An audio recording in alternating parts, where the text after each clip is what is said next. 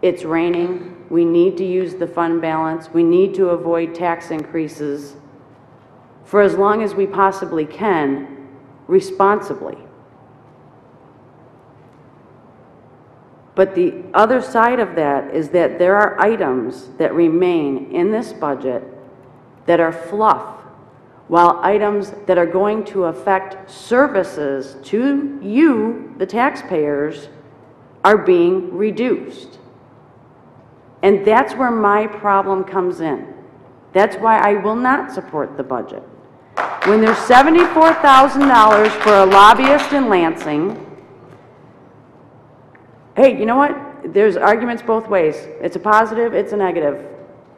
The reality is, it's $74,000 of taxpayer money that's going to somebody that is not working hands-on, serving the day-to-day residents, but we're going to reduce their pay.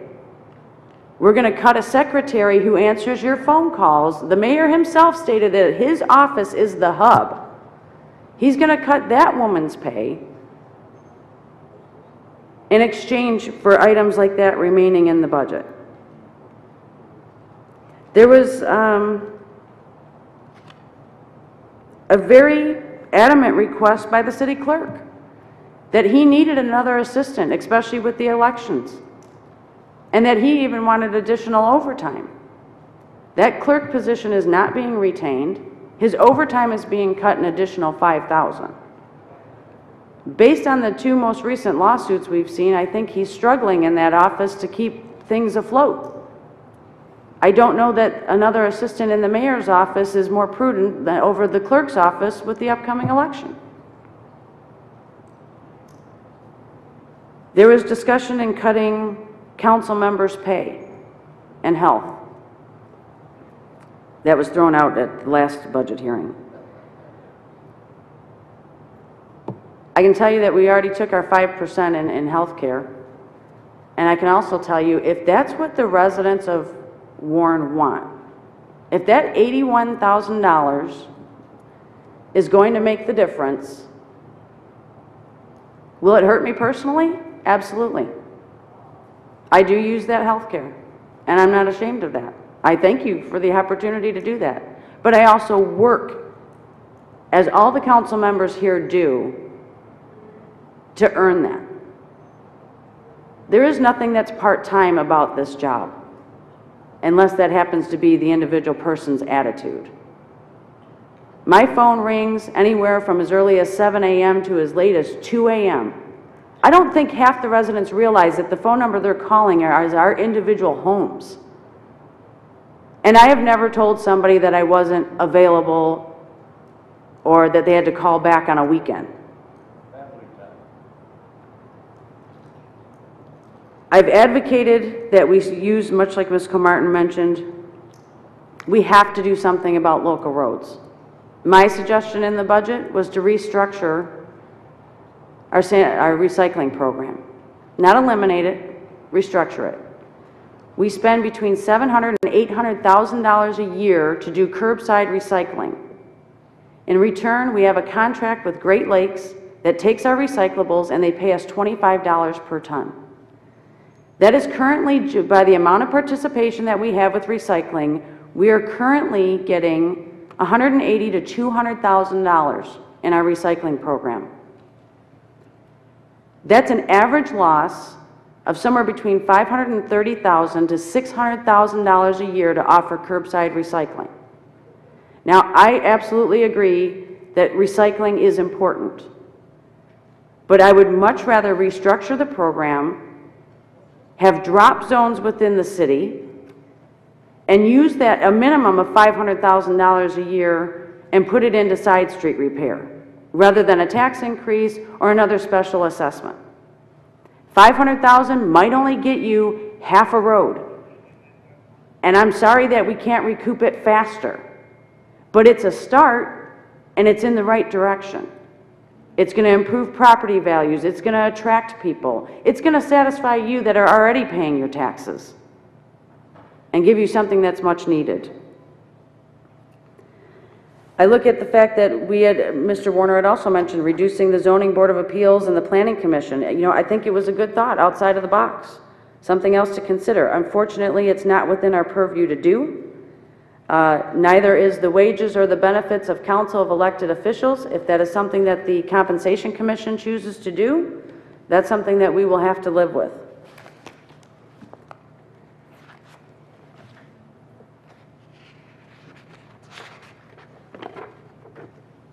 You know what, there's been a lot said. The vacant foreman position in DPW. We have a third foreman position within that department that's been vacant since the time of Mr. Slavko.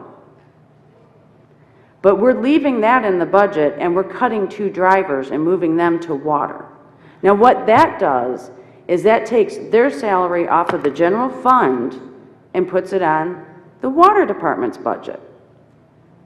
But we've been struggling with funds in the water department.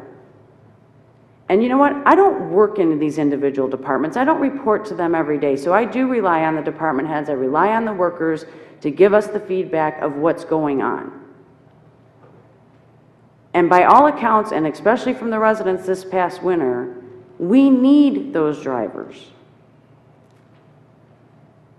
Especially when it comes to the snow plowing. Now I realize that's a seasonal situation. Maybe it's not something that we need to have year-round. But based on the fact that if we can afford to keep a vacant foreman position, I think we'd be much better served to cut that position that's funded and retain at least one of the drivers. So I'm not here to bash the administration. I'm not here to bash other members of council. What I'm here to tell you is that just because there's a difference of opinion, it doesn't mean that one person or the other person isn't doing the job. It means the fact that there are other areas that could have been explored. I did my best as the council president to try and incorporate a relaxed, open working session. Let's bring a whiteboard. How far apart are we? How far apart are all of us? And see what we could even think to come to a compromise on. That didn't happen. And just the same as I know I will be criticized over time for, you know, the relaxed atmosphere or council members talking more than 5 minutes on a particular item, this one myself included at the moment. But you know what? I believe that relaxed atmosphere, and I had discussed this with the council members when we were first elected, that that would be my approach, promotes the transparency that they talk about. When we can debate an item back and forth. I can't tell you how many times, because of those relaxed conversations or that environment where you allowed one more comment or one more statement to be said, that new information came out in regards to an issue. I'll give you an example. Former City Attorney Ron Papandrea was at this microphone. And it was through those types of conversations that it was brought out that that redistricting commission was going to have to be reappointed in March, which was a matter of weeks away. To where I would not have been given that information readily. And I can also say this, and I'll conclude. At this council table, I have been on both sides of department heads aren't allowed to talk to you unless they have permission from the mayor. Certain members are given the budget and they read it at the council table, and then you're left scrambling trying to figure out exactly what was said. That's happened on more than one occasion. It's a matter of perspective, and the perspective needs to be the taxpayers. And there's a lot of positives here, but it could have gone farther, and I'll leave it at that. I'll call the question. Mr. Bacamino? Yes. Mr. Warner? Yes. Ms. Vogt? No. Mr. Stevens? Yes. Mr. Sadowski? Yes. Mr. Liss? Nay. Mr. Green? Yes. Ms. Comartin? No. Camp no. The item passed 5-4. Next agenda item is 11A, consideration and adoption of a resolution authorizing the mayor and the clerk to award contract and approve agreement between the City of Warren and Administrative Solution David A. Vinson for Metro Medical Response System, MMRS, grant management services at the rate submitted total annual expenditure not to exceed $72,000 for a 2-year period with the option to extend for 3 additional 1-year periods. Motion to deny. Support. I have a motion to deny by Mr. Liss and a support to deny by Ms. Vogt. Quickly, I was served on the RFP. Can I give you a little commentary on this before we go forward? Well, we can still have discussion. Yes, yes, I absolutely agree. But before everybody else does, I would just want to give you the background, having served on the RFP.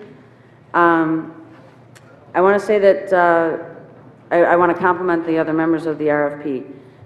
We did get 3 proposals in, as you'll see in the backup. There was not only Mr. Vincent, there was also, I forget the name of the company, and then there was a Mr. Richards. The company, quite honestly, it was very difficult to determine when they stated their amount of knowledge. They didn't specifically identify a person that would be representing or working for Warren. And when they talked about the years of experience, we couldn't clearly identify whether, was that a collective group of people or one person that they may assign to the city. We did try to get some answers to that, and to my knowledge, never got it truly clarified. Yes, Unified Business Technologies, thank you. Richard Williams submitted a quote as well, or a proposal, and was within $3 of our lowest one, which is Mr. Vincent. Now, traditionally, our RFPs say low bidder, but the RFP did go the extra mile and conduct interviews. And in those interviews, unfortunately, I was not able to attend that particular meeting, but it was my understanding that Mr. Williams participated via telephone while on vacation in Ireland, which I commend him for, but on the same token, I don't know how much that may have worked to his benefit, not being in an environment where he may have had more information to him. One of the discussions that came out from myself was that, you know, I felt that we needed to do the connections and the resources that Mr. Williams had with the history of working. He's a retired Sterling Heights firefighter, and that he was working with Macomb County. Did that outweigh, or was that more of a positive, say, to Mr. Vincent being a former Warren firefighter? Ultimately, the board decided that they felt that those connections or those relationships could be built through the county and other areas, and that's why ultimately they're making the recommendation that Mr. Vincent, based on the fact that he is the low bidder, he did participate in the interview, and that he does have experience with the city of Warren. So I just wanted to give you that background. Any other discussion from council members? No?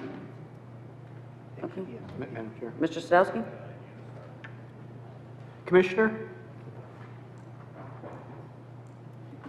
after we spoke, a question had come to mind. We have allocated roughly $72,000 for the position, but there's also an allotment for traveling, the 50 cents a mile for meetings outside of Macomb County. Is the individual's, is the pay going to be $72,000 plus the travel allotment? The pay is up to $72,000 maximum per year. Travel outside of the county is reimbursable at that rate. However, the cost for mileage is included in the $72,000. We cannot exceed the total of $72,000 per year. What's the expense just to have the grant writer then?